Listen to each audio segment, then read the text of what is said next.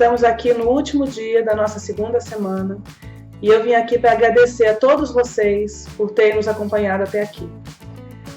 Foi uma semana muito emocionante, né? A gente recebeu muitos e-mails, muitas mensagens do Brasil inteiro elogiando o nosso trabalho, agradecendo pelo trabalho e foi muito legal, porque isso dá muita força para a gente continuar, né? Ver que a gente está conseguindo levar a nossa mensagem, ver que a gente está conseguindo sensibilizar as pessoas para a mudança, né? Então eu queria agradecer vocês por isso. Vocês sabem que o nosso sonho é estar melhorando a alimentação infantil, é estar melhorando a qualidade de vida das crianças, levando informação de qualidade, né? Porque eu acho que a informação é poder e é através da informação correta que a gente consegue melhorar as coisas. E a gente está se sentindo muito realizada hoje, porque a gente viu que a gente conseguiu alcançar o que a gente sonhava com a segunda semana, né? A gente viu isso através das mensagens, dos retornos de vocês. Então, muito obrigada. Continuem com a gente, vai ter muito mais coisa, o trabalho não para aqui, pelo contrário. Quanto mais a gente faz esses cursos, quanto mais profissionais a gente conhece e iniciativas que estão sendo feitas por todo o Brasil, mais a gente vê quanta coisa tem para fazer, né? Então, o trabalho vai continuar, continuem com a gente. Vocês vão estar vendo agora algumas iniciativas que a gente trouxe para mostrar que é possível fazer essa mudança, né? A gente sempre fala nas palestras que é possível, que não é difícil, mas a gente queria mostrar para vocês que tem pessoas pelo Brasil inteiro, na verdade tem muitas pessoas, a gente escolheu alguns exemplos, que estão fazendo coisas muito legais para estar melhorando a alimentação e a educação no país, né? E a gente queria que vocês nos ajudassem a levar essa mensagem, né? Espalhar essa sementinha, para levar para os amigos, para as famílias, essas informações de que é possível, sim, a gente está melhorando o mundo, de que é absolutamente necessário a gente estar melhorando o mundo das nossas crianças agora, né? Para que elas possam ter um futuro. Então eu queria agradecer demais vocês por estarem aqui e queria lembrar também que hoje é o último dia de venda dos pacotes, né? Como vocês sabem, são os pacotes de acesso exclusivo que financiam a nossa semana, né? Sem eles a gente não teria condição de trazer isso tudo para vocês. Foram meses de trabalho para a gente chegar nessa semana que vocês assistiram, né? E são os pacotes que permitem que ela tenha acontecido e que as próximas venham. Então hoje é o último dia. Quem quiser dar uma olhadinha lá na página, tá tudo explicado em detalhes. Quem tiver alguma dúvida, eu vou estar no chat, do lado da página ali no canto inferior, tem o chat, é só entrar lá, conversar comigo. E lembrando também que nos pacotes estão todas as palestras, né, da segunda semana, para você poder ver e rever quantas vezes quiser, né? Então, além de você estar ajudando o nosso projeto a acontecer e a continuar, né, você vai estar levando esse conteúdo incrível, transformador que a gente passou durante essa semana. Muito obrigada por tudo. Aproveitem bem os painéis, são muitas iniciativas legais que estão sendo mostradas, né? E que mostram pra gente que é possível, né? Não é difícil da gente estar mudando as coisas, né? Vamos junto que a gente consegue.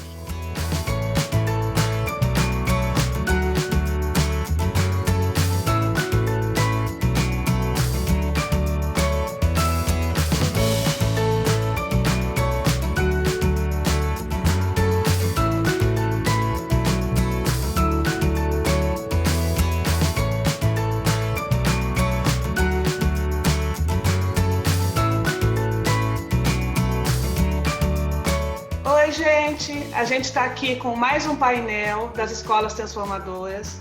Agora a gente vai estar conversando com a Fátima Lima Verde. Ela é a criadora da Escola Vila de Fortaleza, né, que está aí há 35 anos revolucionando a educação.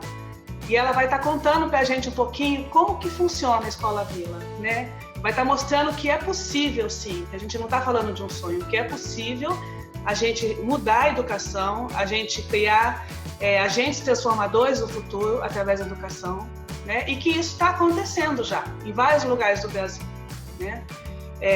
Fátima, muito obrigada por você estar aqui. É uma honra estar conversando com você. Eu tenho acompanhado o trabalho de vocês e é muito legal a gente poder estar mostrando para o Brasil inteiro o que vocês estão fazendo lá na Vila. Então eu queria pedir para você se apresentar, né? Contar um pouco da história da escola, como que ela surgiu, né? E o que vocês conseguem fazer lá? Qual que é essa mágica que vocês fazem, que vocês conseguem criar crianças que adoram a escola, que são motivadas para a escola e que estão tendo todo o conteúdo necessário para poder estar transformando o mundo depois. Obrigada, seja bem-vinda. Então, eu que agradeço, né, participar desse programa, que eu acho muito importante para que pais e educadores assistam, né, e que entre nessa rede, né, nessa teia de buscadores de uma educação realmente transformadora e melhor para nossas crianças e jovens, né? Esse trabalho ele iniciou partindo de uma mãe, eu, né, desesperada com meus filhos na escola tradicional. Então, eu sempre dei uma educação que eu também tive a sorte de receber dos meus pais, né?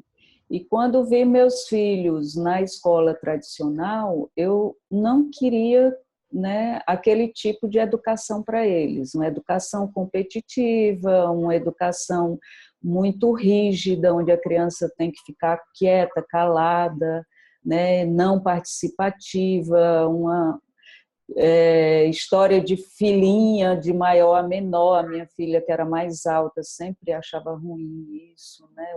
Os aniversários de quem não levasse presente não podia participar da festa, ficava do lado de fora da sala. Então, esse tipo de modelo, isso foi me dando um desespero, né? E comecei a trabalhar com crianças e outras mães, né, fazendo criatividade, utilizando sucatas, fazendo teatro, plantando hortas, né? E daí criamos colônias de férias. Depois os pais queriam, porque queriam que a gente abrisse pelo menos um espaço onde as crianças pudessem frequentar no contraturno da escola. E eu saí de uma garagem, né, e aluguei uma casa onde tinha um pátio, que a gente começou a receber as crianças 3 vezes por semana, trabalhando, né, expressões artísticas, né, trabalhando com farmácia viva, com plantio, trabalhando com criatividade, né, criando, reciclando, né. E depois desse trabalho, houve também uma demanda de pais muito grande, querendo que a gente fosse uma escola, né? Que eu abrisse uma escola. E surgiu essa oportunidade, né? De a gente abrir uma escola de educação infantil. Então, eu já comecei esse trabalho pensando em tudo aquilo que eu vinha sofrendo com meus filhos na escola. Eu queria fazer algo diferente, algo onde a criança pudesse ter aula de corpo, né? Trabalhando com o esquema corporal, psicomotricidade, algumas posturas de yoga, do-in, meditação, relaxamento, né? Aulas de teatro, que sempre achei importante o aluno poder se expressar, trabalhar em grupo, né? E as aulas de artesanato, criando, a aula de artes visuais também, né? Então, toda uma educação que incluísse tudo isso. Os laboratórios de farmácia viva, a horta, tecnologias alternativas. Então, a Escola Vila, ela iniciou há 35 anos já, fazendo parte do currículo da escola, todas essas atividades. E, para isso, a gente não poderia manter os alunos 4 horas dentro de uma sala e sair somente para o recreio. Então, nós já iniciamos a escola com os alunos ficando no máximo 1 hora e 30 na sala, e as outras atividades eram desenvolvidas nos vários cenários da escola, nas salas de arte, de corpo, né, nos laboratórios. E houve, no primeiro ano da escola, um receio dos pais, principalmente dos alunos de alfabetização, né? Se eles iriam aprender a ler dessa forma fora de sala, né? E eu fiz um trato com os pais, que se eles até abril não estivessem lendo, eu traria os alunos para dentro de sala, né? Mas antes de abril mesmo, as crianças já estavam todas lendo, e assim a gente foi ganhando a confiança, né, dos pais, que foi muito interessante, porque foram pais que também não estavam satisfeitos, né, com o modelo de educação. Então, realmente, eu tive um número, eu já iniciei a escola com 120 alunos, né? Quais os objetivos da Escola Vila, né? A gente trabalhar com esse aluno para que ele se perceba como uma partícula no universo, onde ele faz parte do todo e que, para isso, ele precisa ter uma responsabilidade, né, com o todo, né, com a vida, em todos os sentidos, com o planeta como um todo, né? E para você trabalhar uma ideia que sai totalmente, né, dos parâmetros que a escola tradicional trabalha no seu contexto, é um grande desafio, mas é totalmente possível desde que a gente tenha sensibilidade, né, para entender que essas crianças elas necessitam de oportunidades para experimentar, para vivenciar, para falar, para discutir, abrir espaços, né, para que ela possa se sentir um protagonista dentro daquele espaço de construção e aprendizado, né? E não aquele aluno quieto, calado, ouvindo um professor. Então, a ideia da escola sempre foi nesse sentido. O aluno, né, ele está ali e ele faz parte da construção desse conhecimento. Então, as salas, elas não são silenciosas. As salas, as crianças estão sempre em grupos discutindo assuntos, discutindo os conteúdos, né? Dando sugestões, um ajudando o outro, um clareando para o outro, né? Aquilo que está em discussão, né? Então, é uma construção do aprendizado, né? Então, com essa consciência ecológica, né? Porque a escola sempre teve um cuidado, né? Inclusive a logo da vila tem cuidando do planeta Terra. Então, quando as crianças chegam, os pais trazem os alunos, eles já sabem que essa questão ecológica é fundamental na Escola Vila, né? Então, assim, a gente sempre fez manifestações, os alunos vão para as praças, vão para as ruas, a gente faz passeatas, fizemos abaixo-assinado em favor dos povos indígenas, que foi levado para Genebra, né? Fizemos abaixo-assinado para os 5 artigos pelo futuro, do Jacques Cousteau, que levou para a ONU, coletamos 10.000 assinaturas. Ele mandou um representante aqui agradecer os alunos, né? Então, os alunos, eles sabem uma notícia que lá Torres de Melo, que é uma instituição de idoso, está passando dificuldade, eles já trazem, vamos fazer uma campanha de solidariedade para ajudar os idosos, né? Então, eles estão sempre trazendo para a escola essas questões sociais, porque a gente acredita que a educação não é conteúdo curricular de disciplinas, né? A educação ela tem que formar um cidadão consciente, com seus valores humanos, né, muito fortes, né? Então, a questão do respeito pelas diferenças, né? O respeito pelas etnias, pelas religiões, é muito grande. A gente não tem uma religião, na escola, né? A gente abraça todas, acolhe todas, né? A forma de espiritualidade nossa é através do respeito, respeito ao outro, respeito à Mãe Terra, né? Então, dessa forma é que a gente trabalha a espiritualidade, né? Então, o nosso grande problema, né, em passar o conteúdo para os alunos, essa base curricular obrigatória, né, foi um desafio muito grande. Porque a gente trabalhava com os alunos o material didático do mercado, né, das várias editoras, os melhores livros, né, e queríamos trabalhar os projetos, né? Então era impossível a gente fazer as duas coisas. Porque quando a gente estava nos conteúdos de matemática, língua portuguesa, ciência, história, geografia, a gente largava os projetos. E quando estava nos projetos, largava os conteúdos. Então, eu venho dizendo há 20 anos, mais ou menos, que o grande problema também da nossa educação é esse material didático do mercado. Nós ficamos 9 anos elaborando um material didático, né? Onde a gente colocou todos esses conteúdos de cada disciplina contextualizado nos projetos que nós realizávamos, né?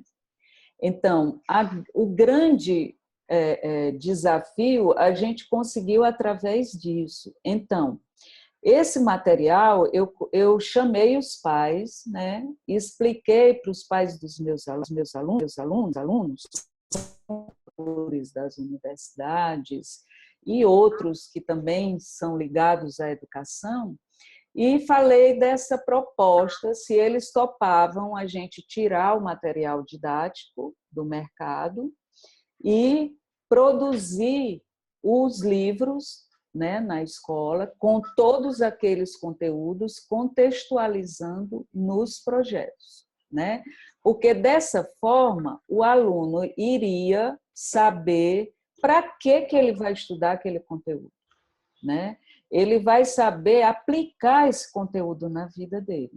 Mas isso só é possível se ele vê o conteúdo contextualizado. Então, todos os conteúdos, na verdade, os alunos aprendem, faz a prova e esquece. Da forma que a gente elaborou esse material didático, o aluno entende o conteúdo e ele não vai esquecer, porque ele vai ver a aplicabilidade daquele conteúdo. Esse foi acho que o grande desafio que a gente conseguiu romper e realizar, né? E aí, aos poucos, nós fomos trabalhando, criando essa coleção, que chama Coleção Cuidando do Planeta Terra. Tudo que a gente tinha de problemas com o material didático, a gente resolveu com essa coleção. Por exemplo, tarefa de casa. Os alunos não tinham o menor interesse em fazer tarefa de casa, porque no dia seguinte era um visto, não fazia sentido para eles. Tarefa de casa na nossa coleção é o início da aula seguinte, é um compartilhando. Os alunos vão compartilhar nos grupos os resultados que eles obtiveram na tarefa de casa, aquilo que eles fizeram. Então, para eles é interessante fazer a tarefa para poder compartilhar no dia seguinte, entendeu? Que genial! Então, a aula ela tem todas as disciplinas, uma permeando a outra, né? E os alunos identificam os conteúdos que eles estão trabalhando, né? Mas, por exemplo, brincando com a lógica, quando tem uma questão brincando com a lógica, ele sabe que é a matemática que a gente está trabalhando. Vivenciando os elementos da Mãe Terra, ele sabe que está ligado às ciências, né? Ampliando os horizontes. Então, tem os ícones, né, na aula, e eles sabem, mas a gente não fala de uma coisa no Ampliando os Horizontes, que é português, e quando passa para matemática já é outro assunto, não, é o mesmo assunto.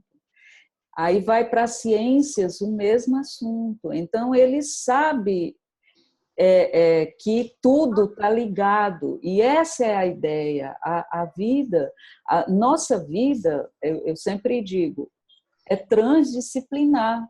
Eu estou aqui conversando com você, mas a gente está vendo inúmeras disciplinas. A gente está trabalhando a cada instante da nossa vida, estou tomando água, né? Tem recursos naturais aí, eu estou alimentando meu corpo com sais minerais da água. A vida é conteúdo, mas a gente nunca enxergou dessa forma. A gente sempre separa tudo. Foi assim que a gente aprendeu, fragmentar o conhecimento. E a nossa ideia é religar o conhecimento, né? A gente entender que tudo faz parte, tudo está presente, né? E, dessa forma, a gente tem uma responsabilidade maior com as nossas ações, com as nossas atitudes, né? Com o todo.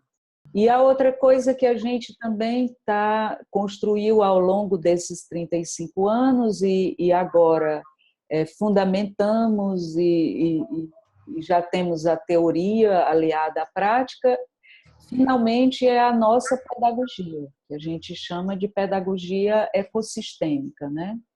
A educação transdisciplinar da Escola Vila. É uma pedagogia que realmente a gente nunca conseguiu.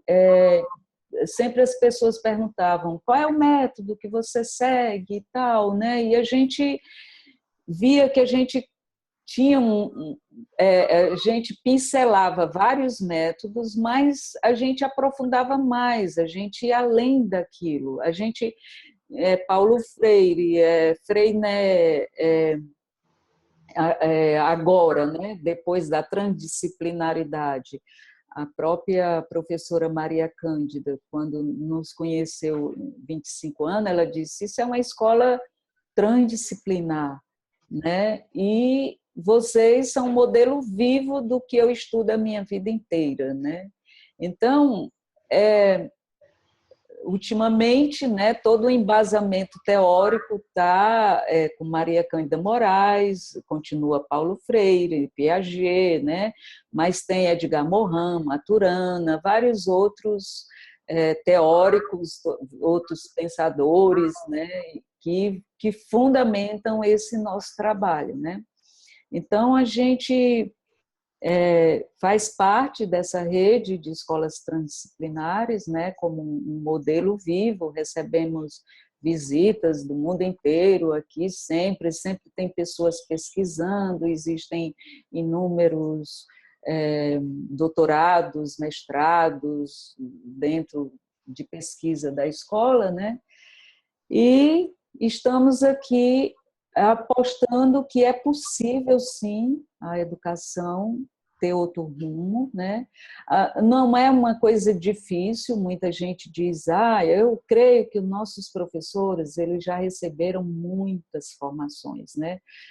De 15 anos para cá, eu trabalho muito com rede pública também e vejo que não é mais não é falta de informação, não é falta de material. Antes a gente via que era, né? Hoje o que eu vejo é que a gente precisa simplificar, a gente precisa trabalhar os nossos educadores, né? Trabalhar esse emocional deles, resgatar essa criança interior de cada um, resgatar o encantamento, a alegria, né? Porque o que a gente vê é que o professor prepara um planejamento todinho, aí quando vai para a sala de aula com material didático fragmentado, que português não tem nada a ver com matemática, não tem nada a ver com nada, os meninos um atrás do outro, calado, olhando um professor, por mais lindo que ele seja, e envolvente, que prepare uma aula até com multimídia, ele não consegue encantar porque os alunos estão no século XXI, na era da informática. Esses meninos não precisam mais ter uma aula expositiva. Colocar esses alunos em grupo, dizer o conteúdo é esse, desenvolvam e apresentem. É só isso. Acreditar que isso é possível. Não tem nada de de diferente? É colocar as crianças como pessoas que estão realmente ali construindo o saber, entendeu? De uma forma que eles sabem fazer isso. Então, já dei várias escolas, até mesmo de ensino médio, experimentaram isso aqui pelas escolas no interior e funcionou. Então, não tem segredo. A gente precisa entender que os alunos hoje, quando eles querem descobrir sobre qualquer coisa, eles vão na internet e descobrem. Qualquer conteúdo de matemática, português está lá. Então, a gente não pode exigir que o professor dê conta de uma sala de aula dando uma aula expositiva. Isso é exigir demais desses professores. Eu estou vendo inúmeros professores com depressão, doentes, porque eles não estão conseguindo encantar os alunos. Então, a educação atualmente, os professores estão doentes e os alunos estão ficando também, porque levam bronca o tempo inteiro da escola, dos pais, né? Estão sendo discriminados, o potencial que eles têm está sendo totalmente tolhido, né? Está sendo é como se a gente olhasse para eles e dissessem que eles não são capazes, e eles são. Então, a gente precisa acreditar nessas crianças, nesses jovens, né? E fazer diferente. É um fazer diferente que não tem complicação nenhuma. Então, assim, você está o tempo inteiro valorizando os alunos. Você está o tempo inteiro dizendo que eles são capazes, que eles precisam ter responsabilidade. É diferente daquele aluno que tem que estar quieto, olhando para as costas dos outros, para o pescoço do outro, enfileirado, olhando para um professor que o coitado está lá louco para encantar os meninos e não consegue. Então, esse modelo precisa mudar, urgente, porque a gente não está respeitando nossos jovens, nossas crianças, né? E também não estamos respeitando nossos professores, porque eles não vão conseguir continuar dando aula dessa mesma forma. Não vão. É uma coisa que eu tenho certeza disso. E a gente vê o quanto, né, esses depoimentos, o respeito aos idosos, né? Então, muitos pais falam que depois que os alunos entraram aqui, o respeito pelos avós foi bem maior, entende? A valorização, né? Então, são muitos depoimentos que nos deixam muito felizes, porque a gente sabe que estamos, pelo menos, no caminho, né? Com certeza, vocês estão começando a transformar essas crianças que vão no futuro transformar o mundo e criar outros projetos. E é isso que a gente queria mostrar, eu acho que a gente mostrou plenamente. Eu queria agradecer muito você. A gente vai estar passando isso para muitas famílias, muitos educadores, muitos profissionais, né? E a gente queria estar mostrando isso, né?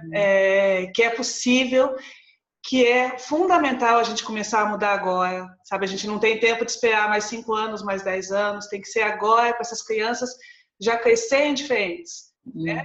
Sair dessa caixa e começar a realmente ver o mundo como ele é, né? Com mais consciência, com mais respeito, com mais empatia. Então, assim, vocês estão super de parabéns. Eu vou estar colocando o site de vocês, a gente vai estar divulgando isso tudo, porque a gente quer mostrar o máximo possível, né? Experiências bem-sucedidas, né? E a sua, no caso, a sua de 35 anos, imagina, ela não começou agora, nem há 5, nem há 10 anos. E um detalhe da Escola Vila é que, assim, ao longo, né, desde o início, eu quis manter esse currículo obrigatório, né? Então, assim, em vários encontros de escolas inovadoras, Conani, né? A gente sempre vê que tem escolas que fazem um trabalho diferenciado, mas não carregam esse currículo obrigatório, o número de aula. Então, a gente é uma escola formal como qualquer um, né, do padrão, só que trabalhamos de forma diferente. A gente tem reconhecimento, foi difícil o nosso reconhecimento, voltou inúmeras vezes, porque eles queriam que a gente fizesse um regimento igual de todas as escolas, e eu não aceitei, né? Até que um avô, que era do Conselho de Educação, falou, olha, a Escola Vila é um modelo diferenciado e a gente precisa aceitar esse regimento. Então, nós temos o reconhecimento, né, desde que começamos o fundamental. Então, a gente é... E outra coisa, procuramos dar tudo o que o aluno precisa ver para, se o pai mudar de escola, ele não tenha prejuízo. Então, todos esses cuidados nós tivemos para mostrar, dar essa segurança aos pais, de que a gente está trabalhando o que as outras escolas trabalham, entendeu? Só que com um diferencial, né, bem maior. Né? Fátima, muito obrigada. Muito obrigada. Eu também agradeço a vocês. Foi um privilégio a gente conhecer um modelo de escola tão diferente, que funciona tão bem, e poder mostrar isso para as pessoas, que isso é possível. Tá, joia, então. Pois vamos estar juntas aí, e eu também agradeço a você pela atenção, né? E vou divulgar também aqui pelas escolas parceiras, viu? Vamos passando a informação em frente, que de passo em passo a gente vai conseguir. Certeza. Obrigada, Fátima. De nada, um abraço. Um abraço.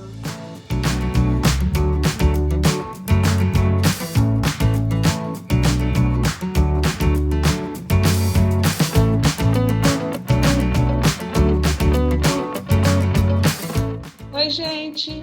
A gente está aqui com mais um painel das Escolas Transformadoras. Quem vai estar falando para vocês agora é a Silvia Lignon.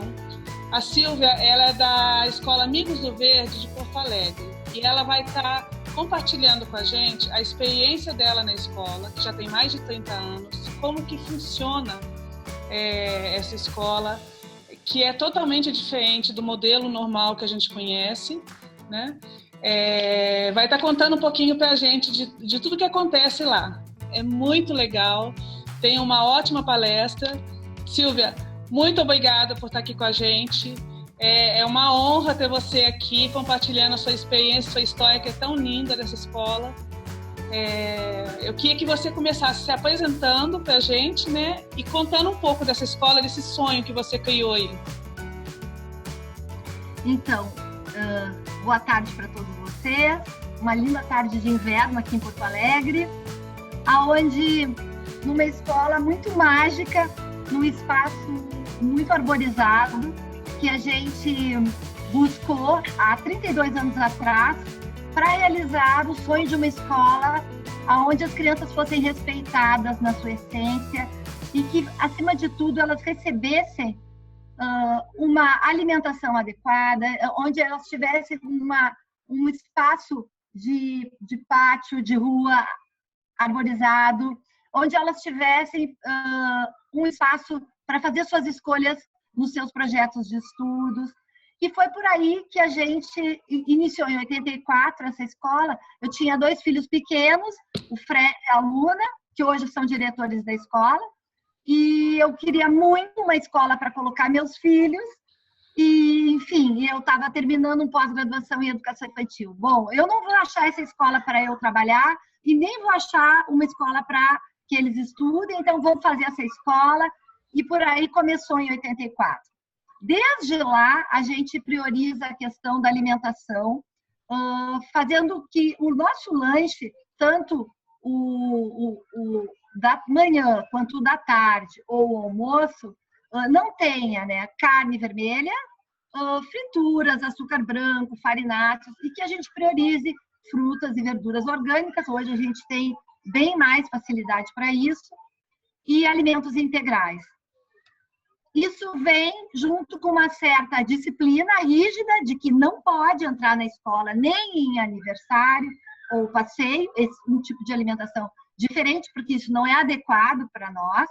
E da mesma forma, a gente trabalha com as culinárias. A cada 15, 20 dias, todas as turmas realizam uma atividade de culinária relativa ao projeto que eles estão estudando. Inclusive, a gente tem um livro que a gente lançou em 2013, que está aqui ele, que chama As Artes Culinárias do Amigos do Verde, Delícias Saudáveis para o Dia a Dia, que são várias receitas aprovadas pelas crianças, com fotos deles, são quase 50 receitas, onde a gente pode desenvolver esse gosto por uma alimentação mais saudável e, acima de tudo, mais consciente. Isso precisa um pouco de disciplina, sem dúvida, de combinações, mas precisa de conhecimento, de informação, tanto para os alunos, quanto para os pais, quanto para a equipe, e, acima de tudo, para as crianças. Os nossos professores, inclusive, eles lancham junto com as crianças, isso não é cobrado, justamente para que eles possam ser modelo nesse processo de consciência alimentar. Hoje a gente vem, nos últimos 5 anos, trabalhando com alimentação viva também, que é acredito que seja um novo olhar sobre a alimentação saudável, que é extremamente nutritiva e que eu acho que cada vez mais vem ganhando força. Mas a escola não é só alimentação, ela é projetos pedagógicos diferenciados, onde a gente trabalha com a autonomia e a criatividade, não só dos alunos, mas dos professores, no sentido de que eles escolhem os projetos que eles querem estudar. Então, desde o grupo 1 até o 5º ano, que é o último ano do ensino fundamental, que é a faixa etária que a gente atende aqui no Amigos do Verde, eles têm a possibilidade de fazer uma escolha por consenso, que é uma evolução da votação, do tema de estudo, que vai levar por volta de 2 semanas, ou 3, no caso do ensino fundamental. E esse estudo, quando eles decidem, eles fazem um mapa mental do que eles querem estudar, coletivo. A partir disso, tem um replanejamento da professora e eles trabalham de forma transdisciplinar todos os conteúdos. Isso é muito fácil, muito tranquilo. Isso requer um passo no novo paradigma. Bom, não é por nada que a gente é considerado uma escola transformadora. Eu acho que a escola transformadora, acima de tudo, ela se joga no novo, nessa aventura do aprender. Ela tem que sair do paradigma do controle, da autoridade, do professor, o detentor do saber. Hoje, a informação se multiplica a cada 4 anos, se duplica a cada 4 anos. Então, não tem sentido o professor ser o cara que passa a informação. O professor é aquele mediador, é aquele cara que está aprendendo junto com os seus alunos. E eles estão nesse processo de organização. Quando eles fazem as escolhas, tudo flui muito bem. Eles podem estudar os seus projetos no pátio, no bosque, em cima das árvores, onde eles estiverem. Eles não precisam estar dentro de uma sala de aula para estar super concentrados estudando, porque aquilo é o que eles querem. Eles escolheram esse estudo. Então, isso faz com que a diferença... Tu pergunta para um aluno o que vocês estão estudando, eles sabem. E eles sabem relacionar, eles sabem explicar, eles sabem o planejamento do trabalho, a rotina do dia. E essa autonomia e essa responsabilidade pelo seu próprio caminhada de aprendizagem faz com que isso seja realmente significativo. Não é algo que eles vão estar estudando para uma prova, até porque nem tem prova, nem nota, tem pareceres, mas, acima de tudo, para que isso seja para a vida deles. Tenha de alguma forma, faça uma diferença, e a gente sabe que esse conhecimento, ele vem para se socializar, não para que eu saiba mais do que o outro, mas ao fim do projeto a gente socializa com essa ideia do compartilhar e de que o nosso planeta pode ficar melhor se a gente fizer essas partilhas a partir das nossas descobertas, do nosso conhecimento. Então, essa é a ideia básica da escola em termos de projetos de estudo. Mas, Silvia, vocês seguem a base curricular do governo, tudo certinho, só vocês dão em outro formato. Porque tem Exatamente. Gente que pode pensar, não, é só projeto, é solto. Não, vocês têm português, matemática, tudo que é obrigatório no 4º, 5º ano, do mesmo jeito que as outras. Perfeito, Lívia. Tanto que, no ano passado, foi feita uma um concurso, eu não sei dizer bem exatamente, pelo Ministério da Educação, né, em Brasília, e uma escolha das escolas que seriam referências num processo de transformação das escolas. E foram escolhidas 48 escolas em todo o Brasil e Amigos do Verde é uma delas. Como prova de que, sim, a gente cumpre o que a grade curricular, o que o MEC sugere. Mas a gente faz isso de uma forma significativa. E isso faz toda a diferença, não só para o aluno, mas para o professor, porque o professor ele está sendo criativo. O professor ele tem autonomia. Ele não está baixando um projeto que foi a coordenação, a direção que mandou ele fazer. Ele está fazendo algo genuíno. E isso é toda a diferença. É alegria, é motivação, é brilho no olho, que é o que a gente quer. Conhecimento é para isso, é para brilhar, é para nos tornarmos melhores, para tornarmos o planeta melhor. Então, essa a nossa caminhada. É muito diferente da escola tradicional, da escola que está reproduzindo o sistema. A gente, como escola transformadora, a gente quer transformar o planeta, a gente quer fazer com que ele seja realmente sustentável. E para isso a gente precisa de forma muito séria, e a escola é modelo, é referência para isso, que cada ação aqui dentro seja ética, seja com esse olhar que eu chamo da ecologia do ser, social e planetário. Quer dizer, a gente está empoderando os nossos alunos para essa transformação, assim como os nossos professores. E junto com isso, a gente trabalha atividades de auto-ecoconhecimento, que estaria ligadas à ecologia do ser, né? Ecologia do ser, social e planetária. Essa ecologia do ser é aquilo que a gente chama essa consciência do nosso corpo físico, emocional, mental, espiritual. E como a gente faz isso? Através das atividades de autoconhecimento. Agora, antes de a gente começar a nossa entrevista, a gente fez uma pequena harmonização. Aqui, eles fazem essas harmonizações todo início de turno, no início e no final, e toda a escola junto faz na segunda e na sexta-feira. Todos os alunos da manhã e todos os alunos da tarde. Isso faz que a gente tenha são muitos os benefícios, mas para que a gente esteja conectado naquilo, no nosso propósito, do nosso dia, da nossa semana, do nosso projeto, para que a gente esteja mais concentrado nisso e para que a gente possa entender que as coisas acontecem de uma forma colaborativa.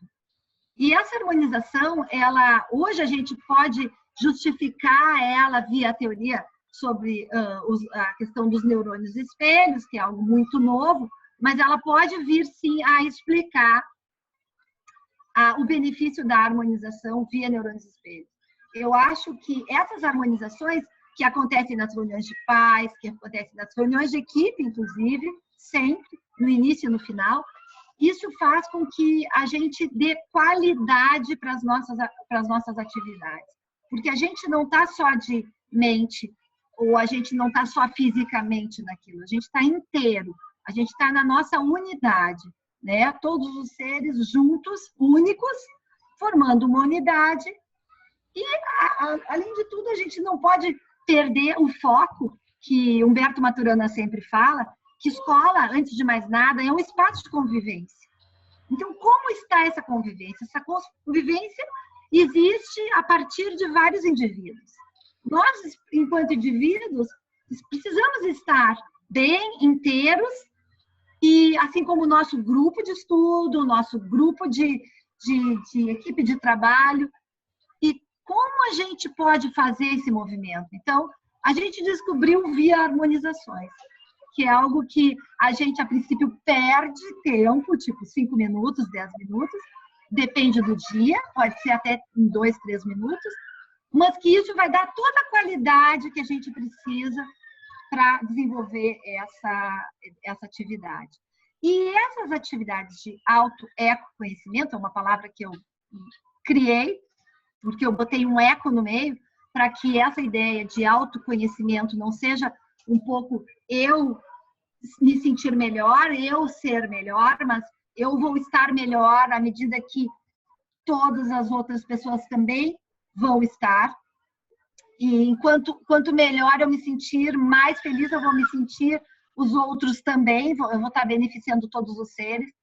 Então, essas atividades podem acontecer via meditação, via danças circulares, via uma atividade, uma carta dos anjos, que não tem nada de religião, é uma didática de pedagógica, de trabalhar o intuitivo, a sincronicidade, ou o dado dos sentimentos, onde a gente trabalha o expressar as nossas emoções, que é algo que a gente tem pouco espaço nesse planeta, né, para expressar os nossos sentimentos. Enfim, são uma série de atividades, algumas coisas assim dos povos originários, como o ritual de conselho, onde a gente usa o bastão falador. Isso faz parte do nosso dia a dia. Isso faz parte, são recursos tão importantes quanto ter um computador para se pesquisar e que nos trazem esse equilíbrio, esse estar aqui agora presente para realmente poder viver o nosso dia a dia na escola. Eu acredito muito nessa mudança. Eu acho que cada vez mais as pessoas estão buscando essa qualidade de vida e acima de tudo, eu acho que tem esse movimento de estar na natureza. Essa reconexão, ela vem a somar junto com a meditação e todas essas atividades. Eu vejo assim as crianças que elas podem estar muito agitadas. Hoje uma professora estava me contando de um aluno que estava muito agitado e ela pediu para que ele então desse uma volta no bosque, respirasse, e aí ele voltou bem tranquilo. Isso acontece muito, pode abraçar uma árvore, pode só caminhar. Eu muitas vezes me pego abraçando uma árvore e os pais podem me ver, eu sou a diretora da escola, e aí eu estou fazendo algo que é absolutamente saudável e não pode ter vergonha disso, muito pelo contrário. Acho que a gente tem que respeitar o nosso ser, né, nesse momento. E eu vejo que essa possibilidade de conexão faz muita diferença. Vou citar a Maturana de novo, ele fez uma conferência aqui no Amigos do Verde em 2007. Ele diz: o futuro do nosso planeta não é as crianças. O futuro somos nós, adultos, como modelos para essas crianças. Então, quando a gente entende isso, o que uma escola tem que ter? Bom, a escola pode ter uma composteira, tem que ter uma alimentação legal, pode ter uma cisterna para eles entenderem que a gente pode aproveitar a água da chuva nas descargas ou em outros momentos. A gente tem um telhado vivo, uma horta, enfim, todo esse espaço, todas essas atividades vão ser modelos. Eles estão vivendo com isso desde pequenos. Você acha, então, que qualquer lugar qualquer escola pode começar um processo de ser uma escola transformadora? Assim, mesmo essas escolas que é mais carentes, que têm grandes dificuldades, porque vocês têm um espaço privilegiado maravilhoso aí, a Escola de Fortaleza também, que a gente está mostrando, tem um espaço maravilhoso. Mas, assim, eu imagino que qualquer escola pode estar mudando a lente, né, como diz a Raquel, olhando de outra forma e já começando pequenas mudanças, né, colocando o aluno como protagonista. Não precisa já começar mudando tudo, porque vocês têm um universo maravilhoso aí, vocês contemplam todos os aspectos, né? Mas, assim, algumas coisas as escolas já podem começar a estar mudando, não é? Eu acredito que a gente nunca está pronto. A escola, por exemplo, criou uma cisterna há 10 anos atrás. Entrou com alimentação viva há 5 anos atrás. Proibiu o uso de descartáveis em festas, mesmo numa festa junina, num feirão que tem 500 pessoas. A gente não usa descartável, não tem lixo, as pessoas trazem seus utensílios e lavam, ou a gente empresta, as pessoas lavam. Então, essas pequenas atitudes que a gente vai tendo enquanto escola, que é modelo e nesse espaço de convivência e aprendizagem, todo mundo pode fazer. Eu tenho certeza disso, porque há 6 anos eu venho trabalhando com formação nas escolas públicas e eu vejo a diferença que vem acontecendo. Eu sou muito feliz porque eu sou uma pessoa que estudei em escola pública e E eu posso agora, nesse momento, retribuir com esses cursos que eu venho fazendo de formação.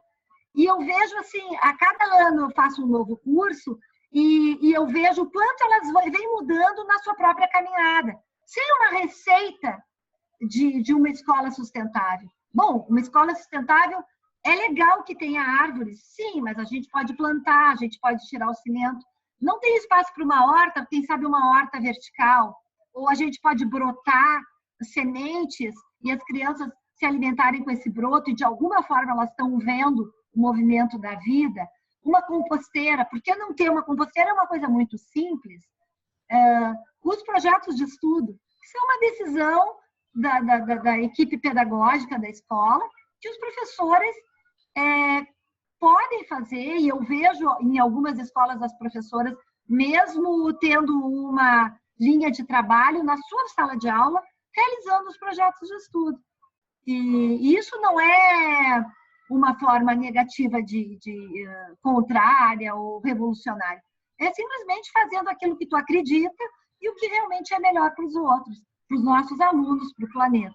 As crianças que a gente está formando não estão preparadas para o futuro que elas vão ter, né? Diz que a maior parte das profissões do futuro não foram inventadas ainda, né? Então, a gente tem que ensinar essas crianças a pensarem, a raciocinarem, a ter empatia, a ter criatividade. Não adianta a gente só dar a mesma coisa que a gente aprendia antigamente, né?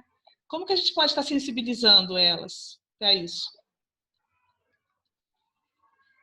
É uma pergunta bem delicada e teria que ser uma longa resposta. Sim. Mas eu pergunto para esses pais, para nós, né, enquanto pais, eu sou uma quase abuela, minha filha está quase ganhando bebê, Joaquim, e é um novo momento de vida, né? Mas a gente quer que os nossos filhos sejam adultos felizes, e para isso eles tenham que conhecer o mundo, eles tenham que entender o mundo na vida real, e eles têm que saber fazer escolhas. E para isso eles têm que se conhecer para poder fazer boas escolhas para a vida deles.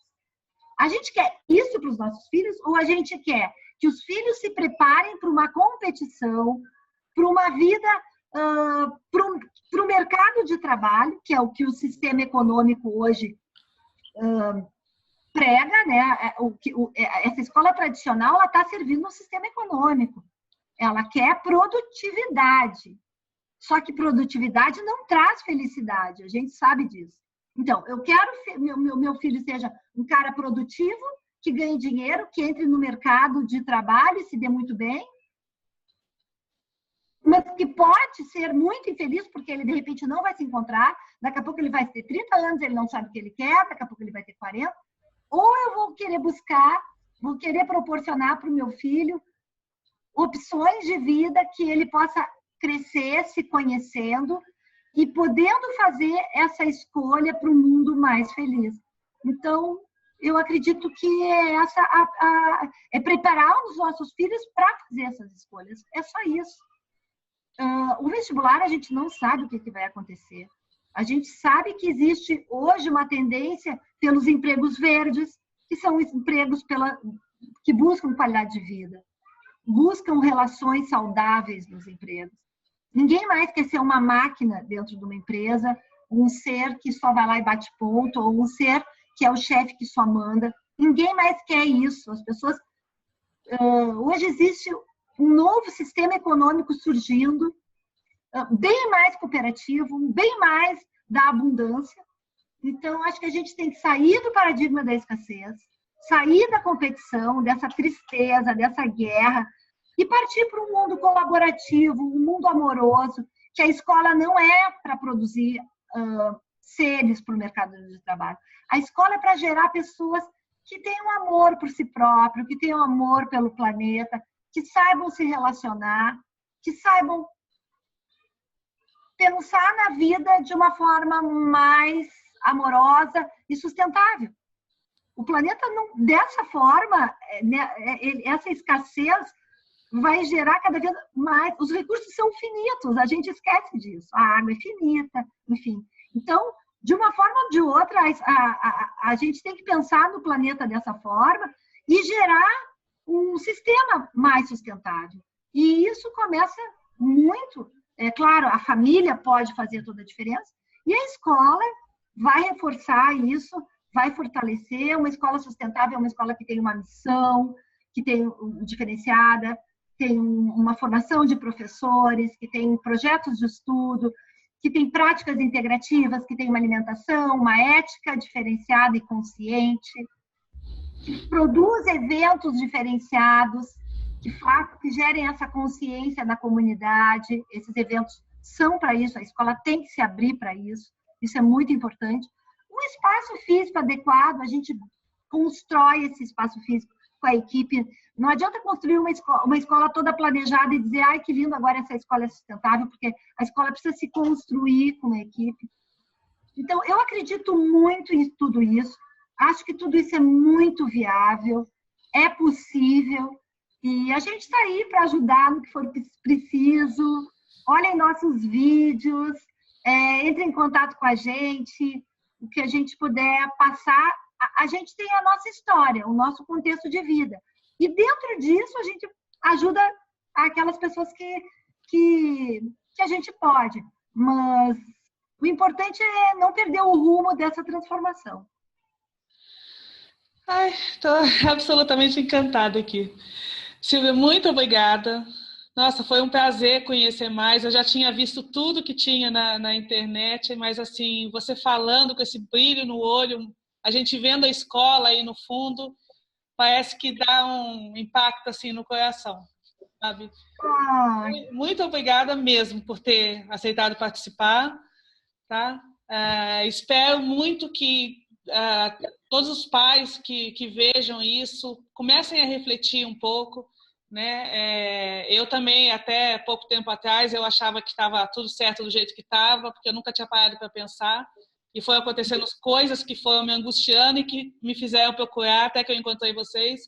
E assim, eu queria lançar essa sementinha para mais famílias começarem a pensar, porque eu acho que se a gente começa a refletir, se a gente começa a ver que é necessária essa transformação, a gente vai gerando isso, né? A gente vai pedindo isso para as escolas, a gente vai incentivando, a gente tem tantas formas hoje em dia, né, de estar divulgando as informações legais, né? Então, o nosso objetivo aqui é lançar essa sementinha, ou lançar aquela pulga atrás da orelha daqueles que ainda gostam do tradicional, pelo menos para pensar, olha, pode existir uma outra opção que seja melhor? Vamos ver, vamos conhecer, né? E você ajudou muito a gente vendo uma possibilidade que é totalmente viável, funciona muito bem. Eu agradeço a participação e eu espero ter contribuído e continuem firme e forte nessa ideia, porque é isso que a gente precisa, somar muitas pessoas, muitas ideias, muitos corações, muitas emoções e tudo de bom para todos vocês. Obrigada.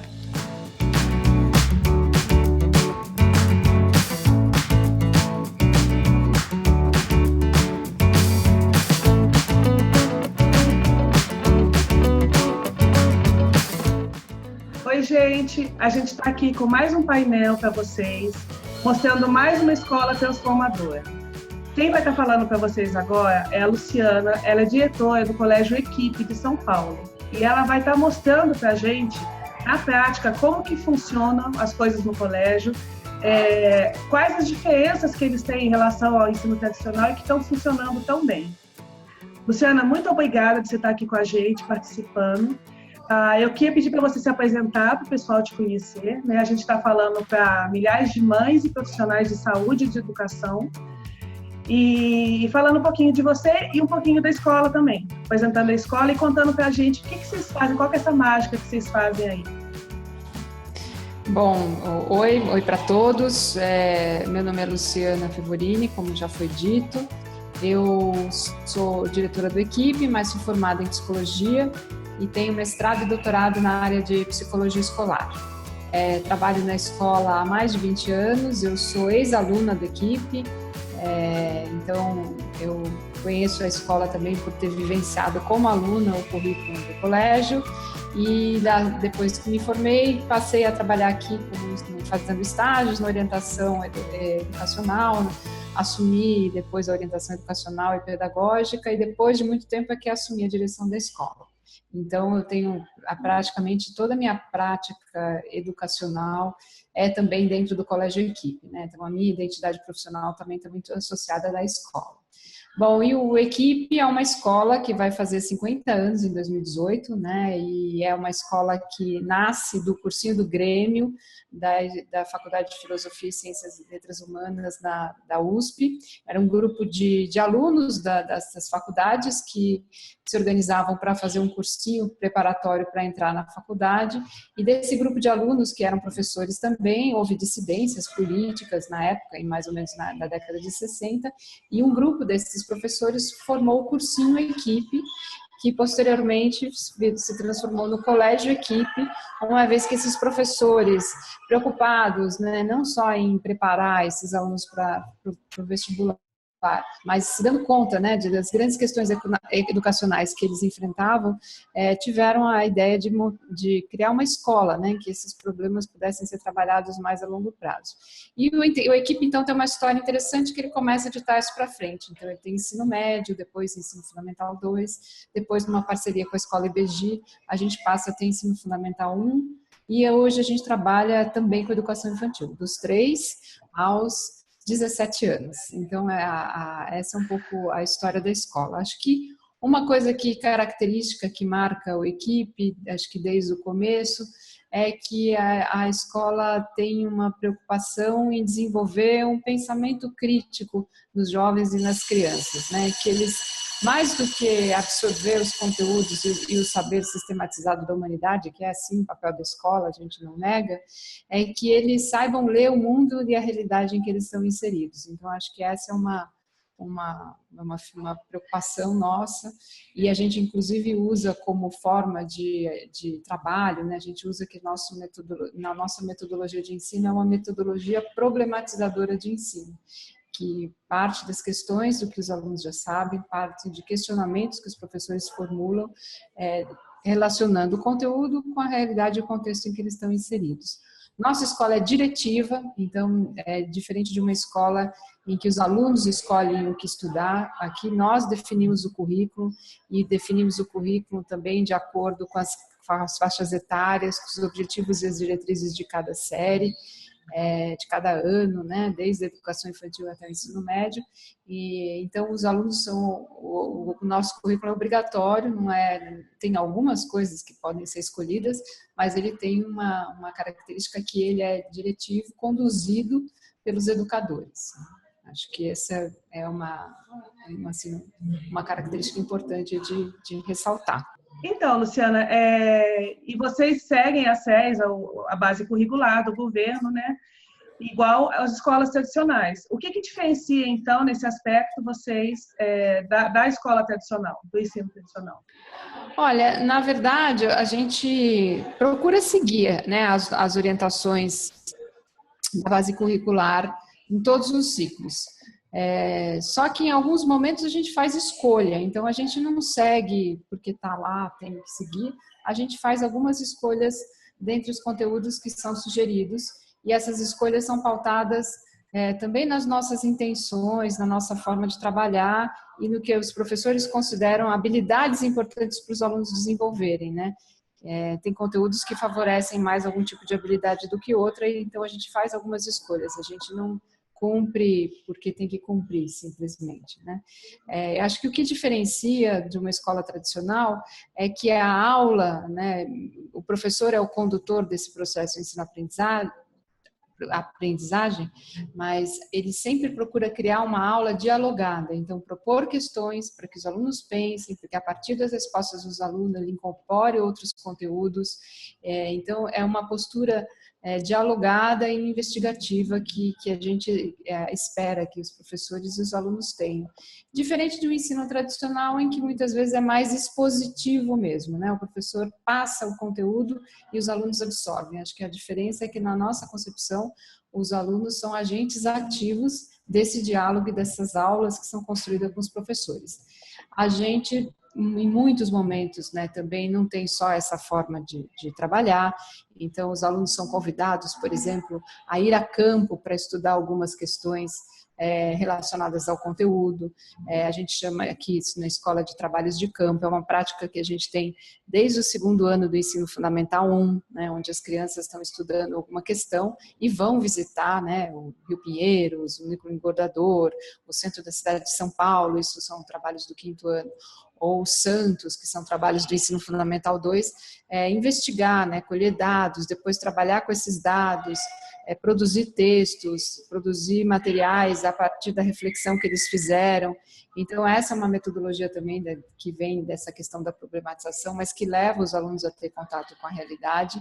É diferente de um estudo do meio onde eles vão estudar alguma coisa fora deles. Eles vão para um trabalho de campo em que eles estão inseridos e eles também são parte desse estudo, né? E essa é uma prática que a gente tem, que eu acho que é uma coisa que nos diferencia. Eu acho que essa visão crítica a gente também oferece não só momentos para pensar, né, elementos teóricos, conceituais para pensar, mas a gente também oferece espaços para os alunos atuarem e fazerem a crítica à escola. Então, no ensino fundamental 2, por exemplo, os alunos se tem conselho de representantes, eles elegem representantes de sala, faz uma reunião toda semana com a direção, em que eles apontam quais são os problemas que a escola está enfrentando, apontam propostas para resolver os problemas que eles estão enfrentando, ou não necessariamente problemas, mas às vezes eles querem fazer uma festa, querem fazer um campeonato, e aí nessa conversa com a direção a gente vai trabalhando para que essas coisas aconteçam, que eles se sintam capazes, então, né, de promover coisas na escola.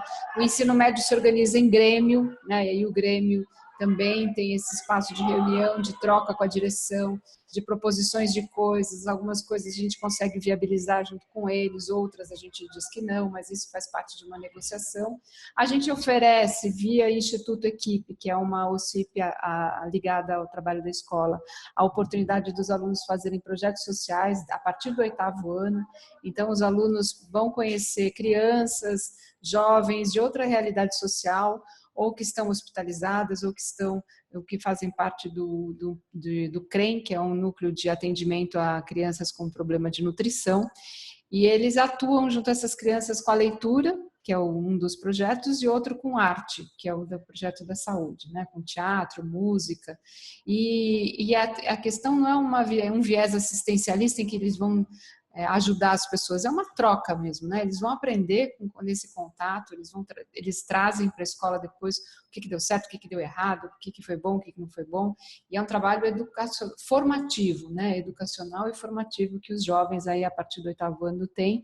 Acho que muitos ex-alunos que passaram pelos projetos sociais dizem para a gente, quando a gente se encontra, né, depois de 5 ou 10 anos de formado, que essa experiência foi muito decisiva na profissão, na vida profissional deles. Então, eles trazem isso como um aprendizado muito significativo, que inclusive abriu portas, né, profissionalmente. E essa preocupação, né, em que não se conformar com desigualdades sociais, com preconceitos, e poder atuar, né, socialmente, diretamente nessas questões, é uma coisa importante. Eu acho que talvez por isso, né, a gente tenha sido designada aí pela Alane e pela Choco como escola transformadora, embora o nosso ensino não seja totalmente livre no sentido de escolhas, de um currículo totalmente aberto. A gente tem sim uma preocupação, né, que os nossos jovens tenham esse acesso ao saber sistematizado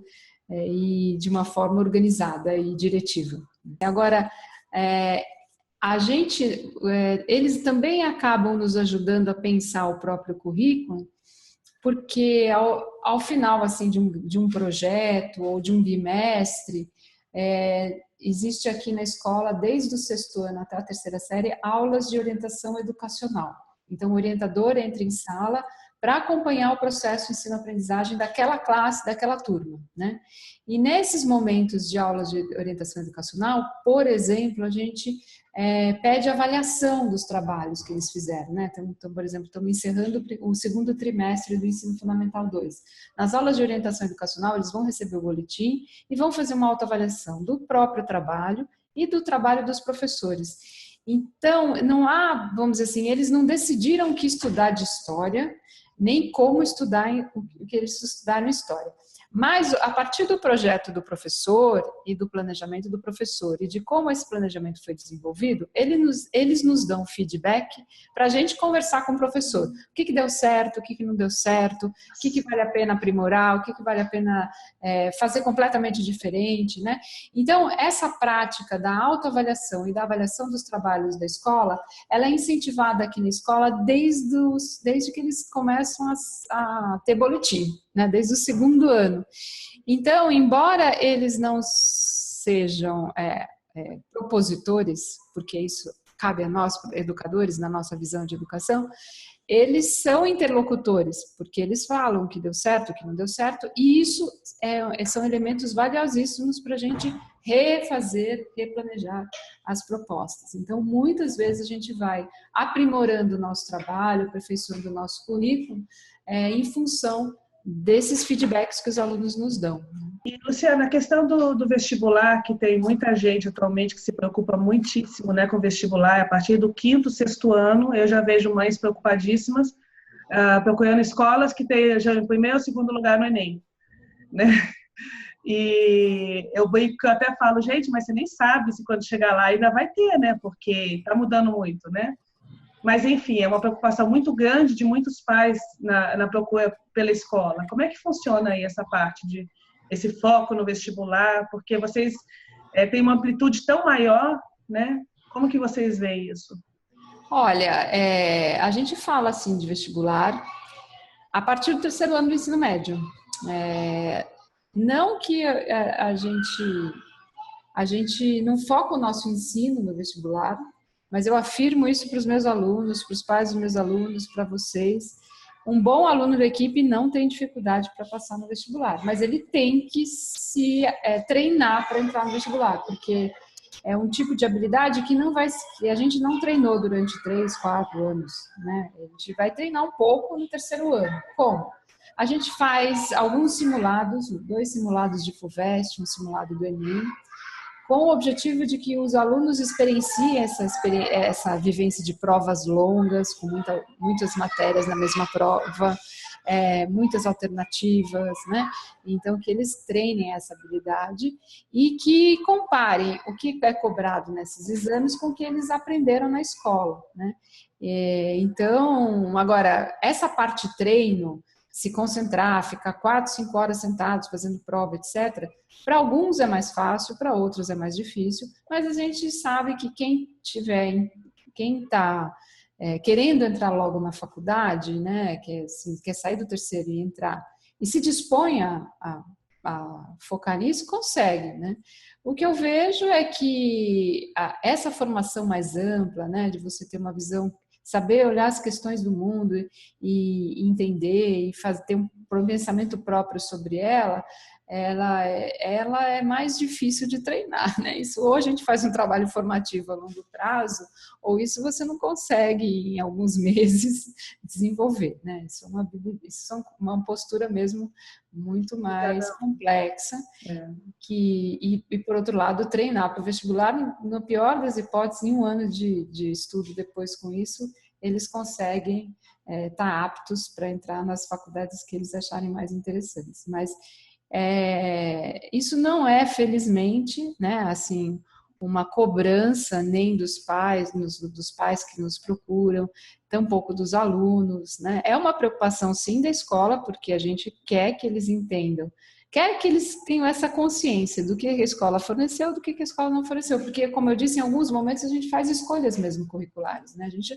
não vai pegar o programa da FUVEST e passar tudo, a gente faz escolhas, isso a gente vai trabalhar, isso não, e é importante que eles saibam o que foi possível, o que a gente trabalhou e por que a gente trabalhou, e o que a gente escolheu não trabalhar e por que a gente não trabalhou, porque eles têm que ter esse direito, né, de saber disso, e esses simulados externos ajudam a gente a ter esse tipo de conversa, né?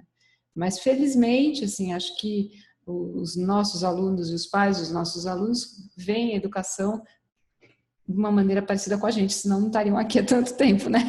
O que eu acho que a escola precisa levar a sério os seus alunos, né? E ouvir, saber ouvir o que eles estão dizendo, né?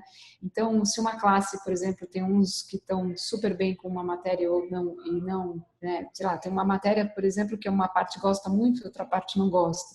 É importante que eles conversem entre si, que a escola crie uma situação para que eles conversem. Eu gosto daquele professor por causa disso. Eu não gosto por causa disso. E para eles mesmos perceberem que, apesar de ser a mesma escola feita pelos professores que eles conhecem, a percepção deles é sempre pessoal, é sempre rica, é sempre diversa. E essa diversidade de opiniões, de visões, tem que ser ouvida, respeitada, trabalhada, né? Então, eu acho que realmente não é tão difícil, né, de fazer, porque acho que basta ouvir um pouco mais, né, os alunos, ter esses espaços de reconhecer que o feedback deles é importante. Não se trata de fazer populismo, né, agradar os alunos, não se trata disso, mas se trata de ouvir como eles aprenderam, levar isso a sério, né? Porque aprender, quando você aprende, depois de ter aprendido, é maravilhoso, mas muitas vezes esse processo de enfrentar uma dificuldade e você não conseguir entender é muito angustiante, né? E a nossa ênfase também, por ser uma educação diretiva, é porque a gente acha que eles são capazes de enfrentar e superar essas dificuldades ao longo do processo. Numa educação em que eles possam escolher, muitas vezes pode ser mais fácil não enfrentar uma dificuldade, né? Então, sei lá, se eu, por exemplo, tenho mais dificuldade com a área de exatas e eu tenho um currículo livre, eu posso me desviando dela, né? E não enfrentar essa dificuldade. Mas quando eu sou obrigada a parar, enfrentar, eu vou sofrer, não vou gostar, porque não vou ensinar. Mas quando se eu viver minimamente e superar minimamente, isso vai ser um ganho para mim, né? Então, nós como educadores também acreditamos que essa questão da obrigatoriedade, ela é democratizante no certo sentido, né? Coloca todo mundo mais ou menos numa condição igual e não um melhor que o outro das diferentes áreas, né? Então, eu realmente não acho que é muito difícil você ser uma escola. Você não precisa quebrar as paredes da escola, quebrar as aulas para você fazer uma escola mais significativa. Eu acho que levar os alunos a sério, ouvi-los, saber entender o que eles estão dizendo é fundamental, do ponto de vista do educador, do diretor, para que essa escola seja significativa para eles, né? Luciana, você quer deixar uma mensagem para todas essas mães que estão assistindo a gente? Muitas delas estão acostumadas só com a escola tradicional, né? Tem muita gente que é uma novidade, que nunca ouviu falar das escolas transformadoras. A gente está trazendo isso para milhares de pessoas aqui. Você quer deixar uma mensagem para a gente? Eu quero. Meu doutorado, eu fiz uma pesquisa sobre relação família-escola, né? Então, assim, eu acho que a família tem o seu papel de forma formativa e a escola tem o outro, e são papéis complementares.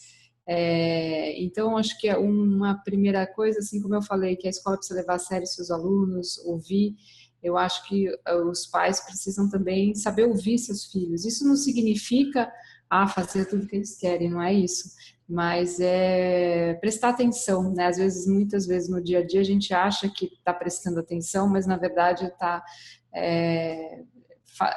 a gente está distraído em relação ao que eles estão de fato nos falando, né?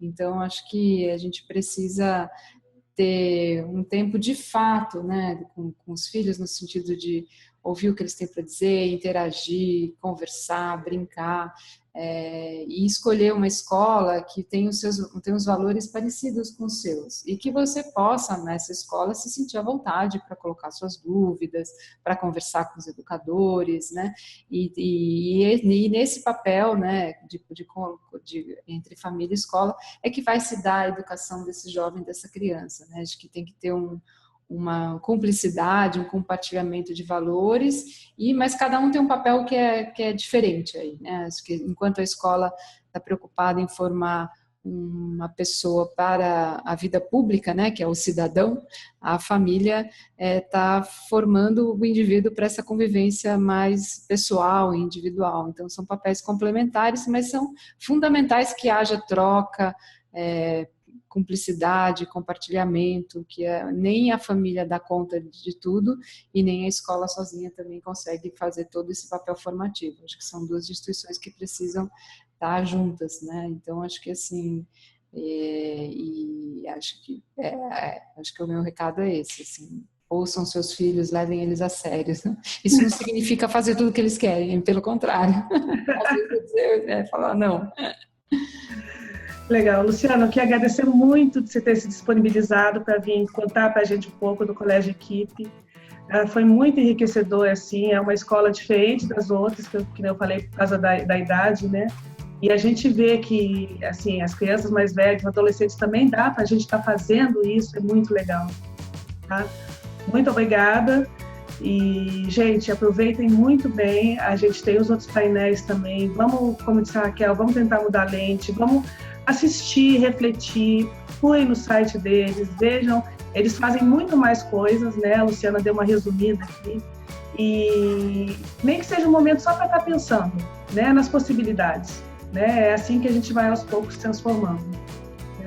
Luciana, obrigada, viu? Obrigada, Olivia. Bom trabalho aí para vocês. Obrigada. Obrigada para você também. Tchau.